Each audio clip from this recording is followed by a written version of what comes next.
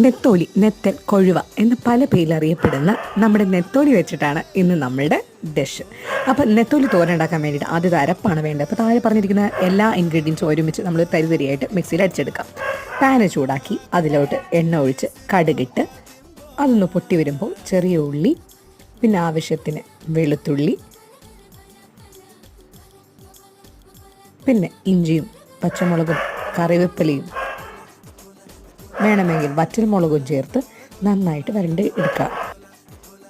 ഈ വരണ്ട് വന്നിരിക്കുന്നതിലൂടെ നമ്മൾ അരച്ചിരിക്കുന്ന അരപ്പും ചേർത്ത് നന്നായിട്ട് വേകുന്നത് വരെ വരട്ടിയെടുക്കുക. അങ്ങനെ വരണ്ട് വരുമ്പോഴത്തേക്ക് നമ്മൾ ക്ലീൻ ചെയ്ത് വെച്ചിരിക്കുന്ന തൊലിയില്ലേ അതിലോട്ട് ആഡ് ചെയ്ത് നന്നായിട്ട് മിക്സ് ചെയ്ത് വേണമെങ്കിൽ കുറച്ച് വെള്ളം ഒഴിച്ച് നമുക്ക് നന്നായിട്ട് അടച്ചു വെച്ച് വേവിച്ചെടുക്കാം.